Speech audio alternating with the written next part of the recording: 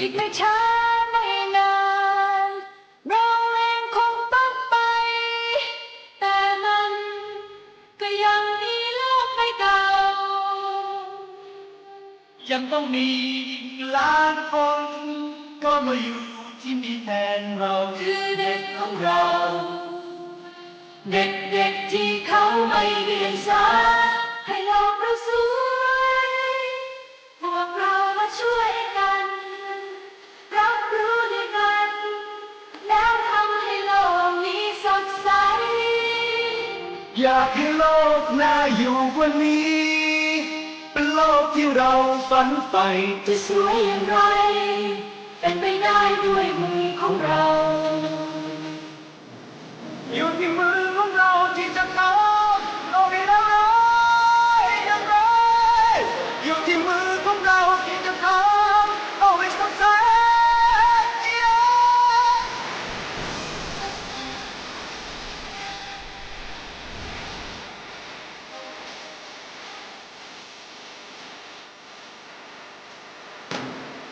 ให้โลกเราสวยพวกเรามาช่วยกันรับรู้ด้วยกันแล้วทำให้โลกนี้สดใสอยากให้โลกน่าอยู่กว่านี้เป็นโลกที่เราฝันใฝ่จะสวยอย่างไรเป็นไปได้ด้วยมือของเรา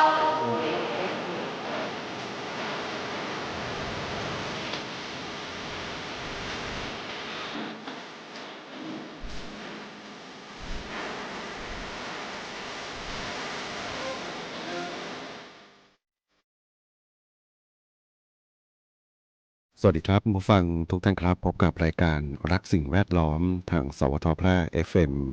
91 เมกะเฮิรตซ์ครับพบกันวันอังคารที่ 24 กุมภาพันธ์ 2569 อยู่กับผมแสวงเป้าเพชรเป็นผู้ดำเนินรายการครับกลับมาพบกับท่านผู้ฟังกัน เริ่มต้นกันในช่วงเช้าๆของการทำงานครับสัปดาห์สิ้นเดือนนะสิ้นเดือนวันที่ 28 ไปตรงกับวันเสาร์ที่ 28 กุมภาพันธ์ครับนะแล้วก็มีอันนี้ไม่เกี่ยวกับสิ่งแวดล้อมนะแต่เกี่ยวกับคนที่ใช้รถนะต้องการทะเบียนเลขสวยนะเมื่อสักครู่ก็เปิดสปอตเนาะทางขนส่งจังหวัดแพร่นะก็จะมีการประมูลเลขสวยนะหมวดกอไก่นอหนูนะก้าวหน้านะอะไรเดี๋ยว เขามีคำที่ใช้นะก้าวหน้าใช่ไหมเนาะกิจการรุ่งเรืองอะไรนะประมาณนี้แหละเนาะเลขสวยนะครับนะก็จะมีการประมูลกันนะเปิดประมูลกันวันเสาร์นะครับนะทางสวทแพร่ไลฟ์สดด้วยนะใครที่สนใจนะครับนะแล้วก็เดี๋ยวใกล้ๆงานเนาะก็คงจะมีก็เรียกมีช่องทางนะเป็นลิงก์เพื่อที่จะเข้าไปกดประมูลนะกดประมูลนี้กดที่ไหนก็ได้นะเท่าที่เคยพูดคุยกับคนที่เขามีสตุ้งสตางค์แล้วก็ประมูลเลขสวยนะครับนะคือกดออนไลน์ได้นะครับนะก็คือกดออนไลน์ได้นะครับนะก็จะเรียกว่าอยู่ตรงไหนก็ประมูลได้ว่างั้นเถอะนะครับนะอันนี้ก็ส่วนหนึ่งเนาะใครที่สนใจในวันเสาร์ช่วงเช้านะครับนะมีการประมูลเลขสวยนะครับนะก็นี่พูดคุยแจ้งให้ทราบกันแล้วก็งานประเพณีไหว้พระธาตุช่อแห่เมืองแพร่แห่ตุงหลวงนะครับนะปีนี้นี่จัดงานกัน10 วัน 10 คืนนะเริ่มกันมาตั้งแต่22แล้วเนาะ22แล้วก็มีปีนี้มีประกวดหุ่นฟางด้วยสวยงามนะเมื่อวานผู้จัดรายการไปไม่ได้ไปเที่ยวพอดีไปมีภารกิจนะที่ต้องเรื่องของการทำงานนะในเรื่องของถ่ายทอดสดขบวนแห่ต่างๆก็ไปดูสถานที่ไปเตรียมการต่างๆก็ได้เห็นการเตรียมไม่ใช่สิ เขาเรียกว่าจุดที่ตั้งเนาะของหุ่นฟางสวยงามนะด้านหน้าตรงลานท่านครูบาศรีวิชัยนะครับนะก็มีหุ่นฟางนะครับสวยงามเนาะที่แรกดูบน Facebook คิดว่าน่าจะ ตัวไม่ใหญ่ โอ้ตัวใหญ่นะแล้วก็เห็นผู้คนก็ไปนะถ่ายรูปไปเซลฟี่บ้างหรือบ้างนะก็เป็นสีสันของการจัดงานในปีนี้นะครับนะส่วนขบวนแห่วันที่27นะทีมงานสปทแพร่ก็กำลังเตรียมการที่จะไปถ่ายทอดบรรยากาศต่างๆให้กับท่านผู้ฟังได้ติดตามรับชมกันนะครับนะก็นี้เล่าให้ฟังนะว่าเป็นสัปดาห์หนึ่งที่เป็นสัปดาห์สิ้นเดือนนะแต่ว่าทางจังหวัดแพร่มีภารกิจอยู่ค่อนข้างที่จะหลากหลายนะครับวันนี้พบกันเช่นเคยกับช่วงเวลาของรายการรักสิ่งแวดล้อมนะครับนะเดี๋ยวช่วงหน้าจะพูดคุยกันถึงเรื่อง PM 2.5 นะฝุ่นละอองนะตอนนี้เริ่มมีเขาเรียกอะไรมีปัญหาเพิ่มขึ้นเรื่อยๆเนาะจากการเผาจากการที่เรามีภารกิจประจำวันนะใช้รถใช้ถนนต่างๆนะฝุ่นก็ฟุ้งอยู่เนาะบางส่วนก็ป้องกันได้บางส่วนก็อาจจะต้องขอความร่วมมือเนาะการงดเผาต่างๆเพื่อลดค่า PM 2.5 เดี๋ยวช่วงหน้ามาพูดคุยกันครับ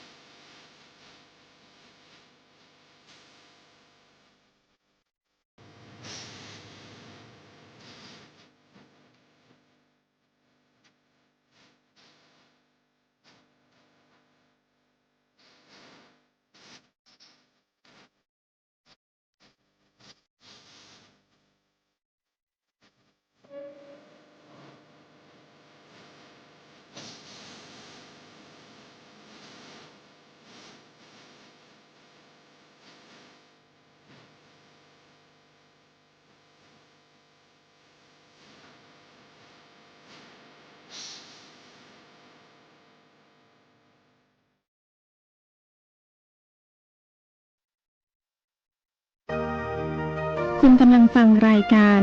รักสิ่งแวดล้อมพบกันทุกวันจันทร์ถึงวันศุกร์เวลา 9:10 น.ถึง 10:00 น.ทางสถานีวิทยุกระจายเสียงแห่งประเทศไทยจังหวัดแพร่ FM 91 เมกะเฮิรตซ์พร้อมสวทกลุ่มจังหวัดภาคเหนือตอนบน 2 ถิ่นฟ้าล้านนาตะวันออกโลกเราสวยพวกเรามาช่วยกันรับรู้ด้วยกันแล้วทำให้โลกนี้สดใสอยากให้โลกไหน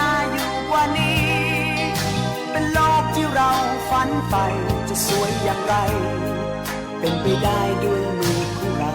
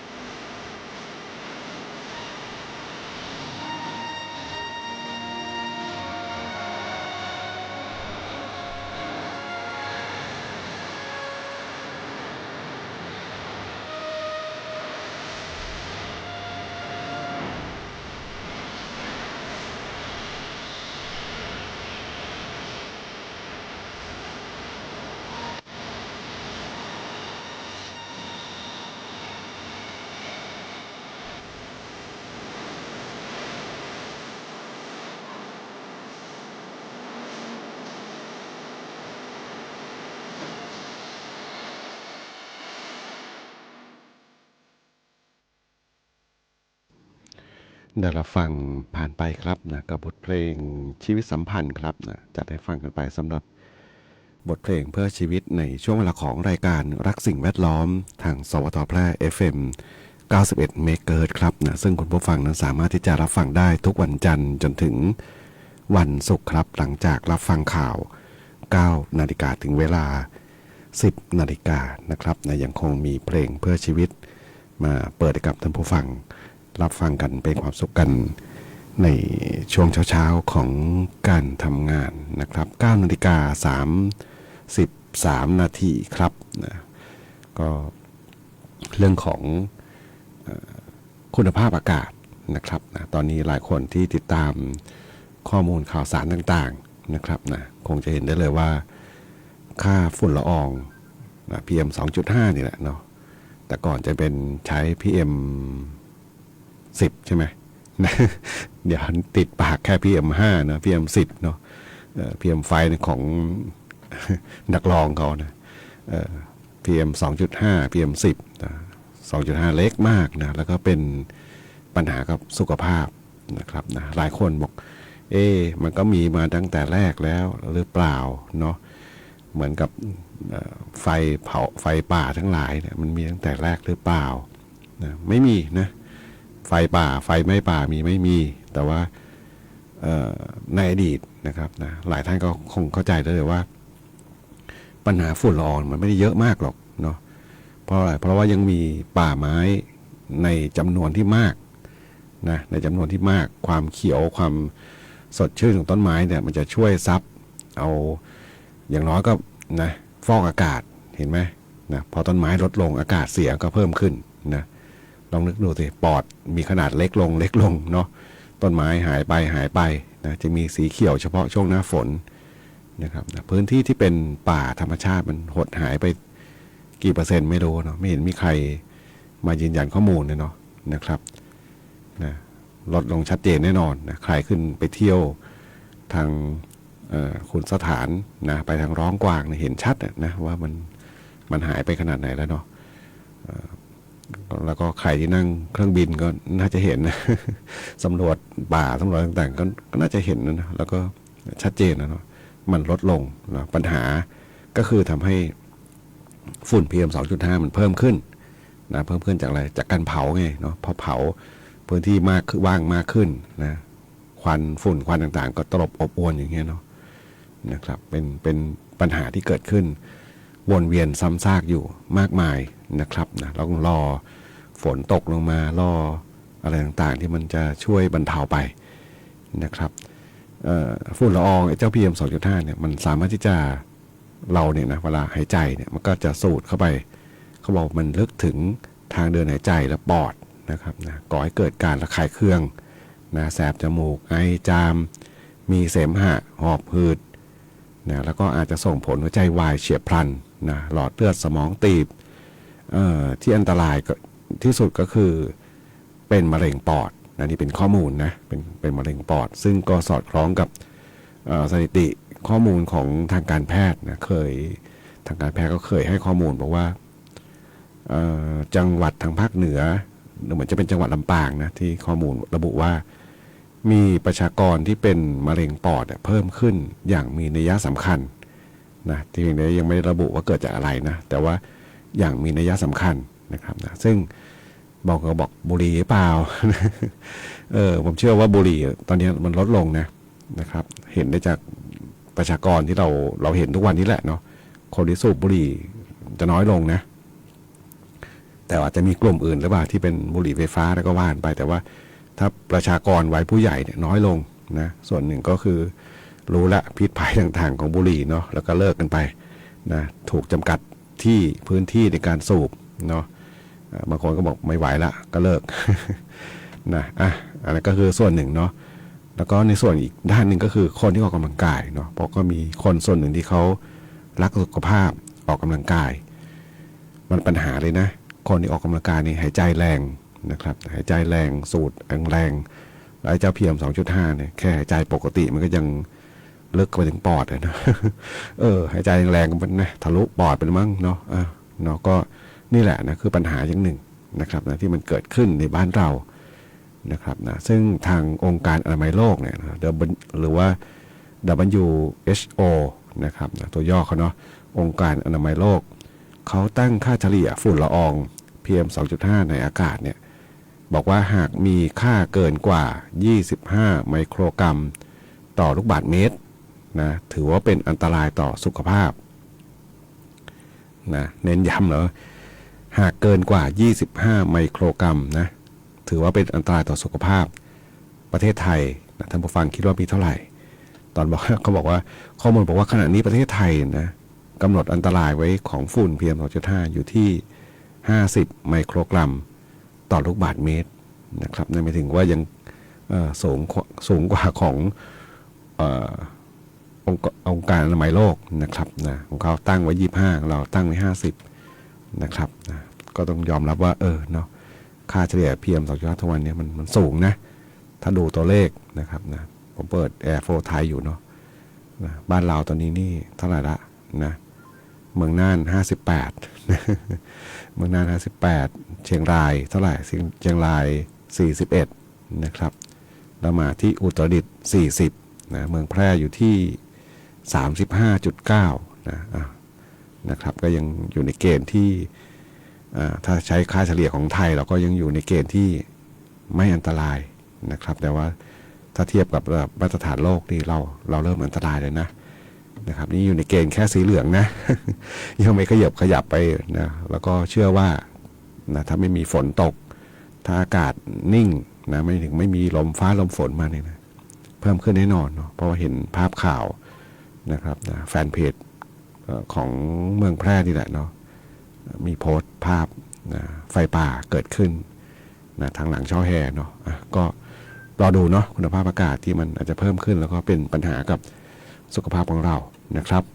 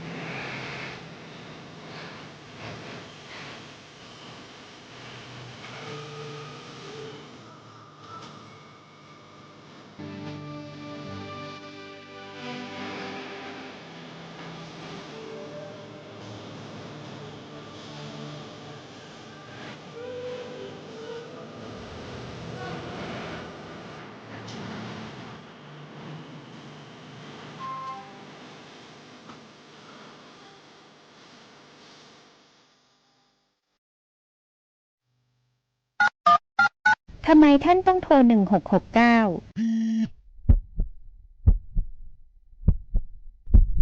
สายด่วน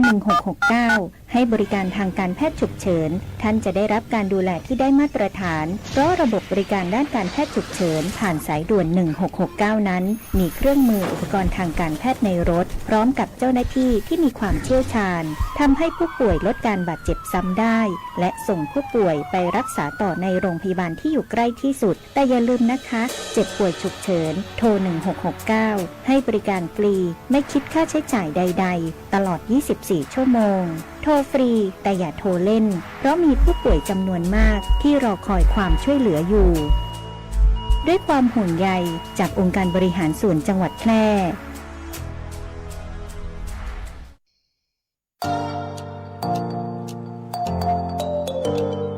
ถ้าคุณกำลังถามตัวเองว่าเรียนอะไรดีที่จบแล้วมีงานทำจริงเรียนอะไรที่ต่อยอดชีวิตได้ไกลกว่าห้องเรียนหยุดคิดไว้ตรงนี้เพราะคำตอบอยู่ที่วิทยาลัยอาชีวศึกษาแพร่ที่นี่เราไม่ได้สอนแค่ให้รู้แต่สอนให้ทำเป็นทำจริงและทำได้ในโลกอาชีพเปิดรับสมัครนักศึกษาใหม่ปีการศึกษา 2569 สำหรับผู้จบม.3 ม.6 และปวช.3 ครบทุกสายที่ตลาดต้องการทั้งการบัญชี การตลาด การจัดการสำนักงานดิจิทัล การจัดการโลจิสติกส์และซัพพลายเส้นคหกรรมศาสตร์ อาหารและโภชนาการ แฟชั่นสิ่งทอ ดิจิทัลกราฟิก วิจิตรศิลป์ การโรงแรม การท่องเที่ยว เทคโนโลยีธุรกิจดิจิทัล และเทคโนโลยีสารสนเทศ เรียนได้ตั้งแต่ปวช ปวส จนถึงระดับปริญญาตรี ระบบปกติและทวิภาคี เรียนไป ทำงานไป มีรายได้ระหว่างเรียน ที่สำคัญเรามีสถานประกอบการชั้นนำรองรับการฝึกจริง และมีทุนการศึกษาอีกมากมาย รอคุณอยู่ อยากมีอาชีพ อยากมีอนาคตที่จับต้องได้ เริ่มต้นวันนี้ที่วิทยาลัยอาชีวศึกษาแพร่ เตรียมชีวิตจริงให้พร้อมสู่โลกอาชีพ เรียนจริง ทำได้จริง มีงานรองรับเพราะความสำเร็จที่ยิ่งใหญ่เกิดขึ้นได้ที่วิทยาลัยอาชีวศึกษาแพร่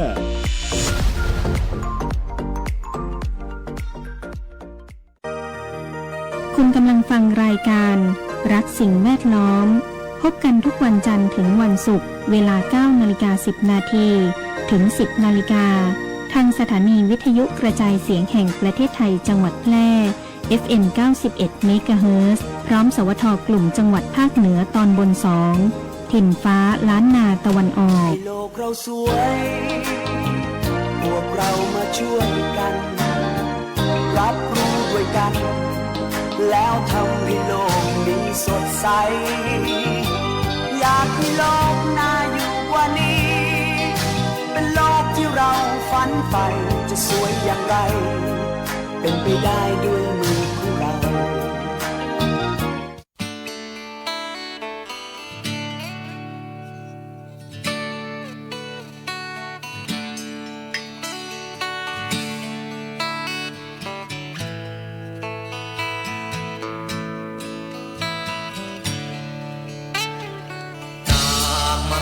คิดถึงจังเลยหอมเจ้าเอ๋ยละหอมท้องถิ่นอยากกลับไปแนบศพอ้ายดินบ้านรำพึงคิดถึงเสมอมันสะดมอาทิตย์เปล่าลา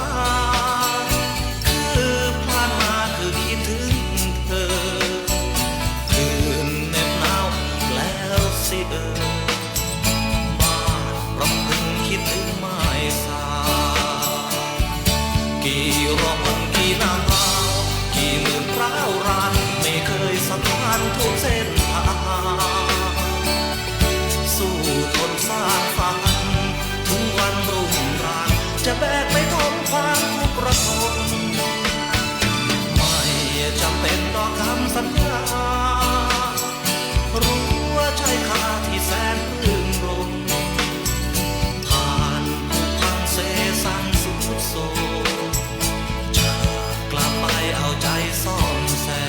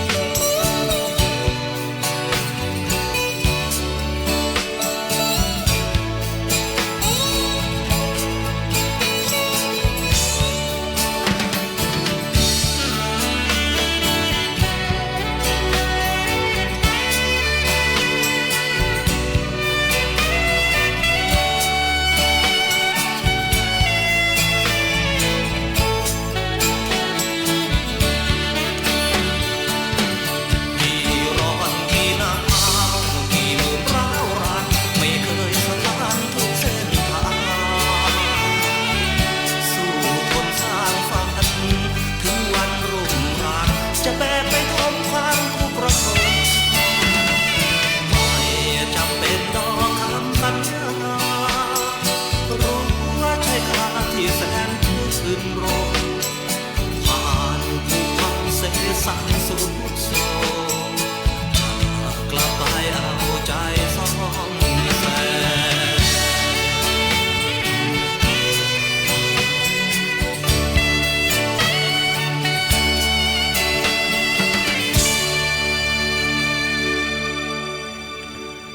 9:51 นาทีครับกับช่วงเวลาของรายการรักสิ่งแวดล้อมทางสวทแพร่ FM 91 เมกะเฮิรตซ์ครับซึ่งคุณผู้ฟังสามารถที่จะรับฟังได้ทุกวันจันทร์จนถึงวันศุกร์ครับหลังจากรับฟังข่าว 9 นาฬิกาถึงเวลา 10 นาฬิกาครับเรื่องของฝุ่น PM 2.5 เนี่ยอย่างที่เคยได้พูดคุยไว้บ้างนะในหลายๆสัปดาห์ก่อนนะบอกว่าหลังจากสิ้นฤดูหนาวนะสิ้นสุดฤดูหนาวเนี่ยสิ่งที่รายการนี้จะเน้นย้ำเพิ่มขึ้นก็คือ PM 2.5 เนาะไม่ได้เน้นย้ำเพราะมันเพิ่มขึ้นหรือลดลงนะที่จริงก็ประชาสัมพันธ์มาโดยตลอดนะเรื่องของปัญหาไฟป่าแต่ก็จะมีคำอะไรนะไฟมาป่าหมดป่าอะไรอย่างเงี้ยนะปัจจุบันเนี้ยมันมี PM 2.5 เนาะเข้ามานะซึ่งมันเป็นผลกระทบกับสุขภาพของเรานะลองมาทบทวนนิดนึงเนาะบางคนก็อาจจะลืมไปละนะพอช่วงอย่าง2 ปีที่ผ่านมาเนาะประมาณ2 ปีเลยละเนาะที่เราเจอเดี๋ยวมันเอเนโยลานิญาฝนเยอะ ผมลืมละรู้แต่ว่า2 ปีที่ผ่านมาเนี่ยนะเราเจอปัญหา PM 2.5 น้อยนะเนื่องจากมีฝนตกเนาะมีฝนตกในช่วงพอปลายฤดูหนาวเนี่ยจะมีฝนมาเติมบ้างมีฝนตกมาก็ดับฝุ่นอะไรไปเนาะก็เลยไม่ค่อยมีปัญหาเท่าไหร่จะมีบางที่นะมีไม่เยอะแต่มีบางที่มีทางดูเหมือนจะเป็นทางแม่ฮ่องสอนเชียงใหม่เนาะที่จะมีบ้างนะ2 ปีที่ผ่านมาเนี่ยเท่าที่จับได้เนาะแต่ว่าก่อนหน้า2 ปีเนี่ยนะเลยไปนั่นนะที่เป็นภาวะของความแห้งแล้งเนี่ยต้องบอกมีบางปีนะที่มันหนักมากเลยนะยาวนานด้วยซ้ำไปเนาะอยู่ในเกณฑ์สีแดงตลอดนะเกือบทุกวันเนี่ยนะอาที่ชัดเจนก็คือสุขภาพเราเนาะอย่างใครที่แพ้อากาศชัดเจนเลยนะตื่นมาออกห้องนอนมานะจามฟึดฟัดแล้วนะไม่ใช่ฉุนคนในบ้านนะ มันอากาศไงฝุ่นมันเยอะเนาะก็มีผลกับสุขภาพเรานะครับทางสำนักงานสาธารณสุขจังหวัดแพร่นะเนี่ยส่งข้อมูลมาสักครู่ดีแหละนะส่งมาทางกลุ่มไลน์ของสวทแพร่นะครับนะสจ.แพร่คือสำนักงานสาธารณสุขจังหวัดแพร่ห่วงใยสุขภาพนะส่งข้อมูลมาบอกว่าฝุ่น PM 2.5 วันนี้อยู่ระดับไหนมีผลกระทบกับสุขภาพอย่างไรนะครับนะซึ่งทางสำนักงานสาธารณสุขจังหวัดแพร่บอกขอแจ้งเตือนประชาชนนะให้ติดตามไอ้เจ้าฝุ่น PM 2.5 อย่างใกล้ชิดโดยเฉพาะอย่างยิ่งนะค่าสูงนะความเสี่ยงต่อสุขภาพยิ่งเพิ่มขึ้นนะครับนะมันจะมีเกณฑ์อยู่เนาะมีสีเขียวก็คืออยู่ในที่ประมาณ 15.1 ถึง 25 ไมโครกรัมต่อลูกบาศก์เมตรนะอยู่ในเกณฑ์คุณภาพอากาศดีนะเราก็เห็นบ้างแหละเนาะจริงๆมันหายไปสีฟ้านะ สีฟ้าต่ำสุดนะอากาศดีมากนะครับนะแต่วันนี้เขาเริ่มสีเขียวเนาะ15 ถึง 25 นะครับอยู่ในเกณฑ์ดีนะทำกิจกรรมกลางแจ้งได้ตามปกตินะขยับขึ้นมานิดนึงก็คือสีเหลืองนี่อยู่ในเกณฑ์ 25.1 ถึง 37.5 ไมโครกรัมต่อลูกบาศก์เมตรเริ่มมีผลกระทบนะลดกิจกรรมหนักกลางแจ้งกลุ่มเสี่ยงควรสวมหน้ากากนะพอขยับจากสีเหลืองขึ้นมาอยู่ในเกณฑ์สีส้มนะซึ่งตอนนี้สีเหลืองกับสีส้มเยอะนะสีส้มอยู่ในเกณฑ์คุณภาพอากาศก็คือ 37.6 ถึง 75.0 ไมโครกรัมต่อลูกบาศก์เมตรนะมีผลกระทบชัดเจนควรหลีกเลี่ยงกิจกรรมกลางแจ้งหากจำเป็นต้องสวมหน้ากากอนามัยป้องกันฝุ่นนะอันนี้พอมาเลยขึ้นมานี่เป็นสีแดงเลยเนาะสูงสุดพีคละนะสีแดงจริงมีแดงเข้มก็มีนะถ้าบางตัววัดบางตัวนะเขาจะมีสีแดงเข้มก็มีสีแดงเนี่ยเริ่มตั้งแต่ 75.1 ไมโครกรัมต่อลูกบาศก์เมตรขึ้นไปมีผลกระทบกับสุขภาพงดกิจกรรมกลางแจ้งและเฝ้าระวังอาการผิดปกตินะใครบ้างนะที่มีความเสี่ยงต้องใช้คำว่าเสี่ยงสูงเนี่ยนะ หญิงมีครรภ์นะครับนะคนมีท้องคนอุ้มท้องเด็กนี่แหละนะมีผลกระทบเนาะเพราะว่าเคยมีข้อมูลบอกว่าไอ้เจ้าฝุ่น PM 2.5เนี่ยมันไม่ใช่แค่ผลกระทบกับแม่เท่านั้นนะมันทะลุทะลวงไปนะสะสมในร่างกายรวมไปถึงเด็กในท้องด้วยนะครับเด็กเล็กนะเด็กเล็กกระทบผู้สูงอายุนะผู้ที่มีโรคประจำตัวเช่นโรคหัวใจโรคปอดหอบหืดภูมิแพ้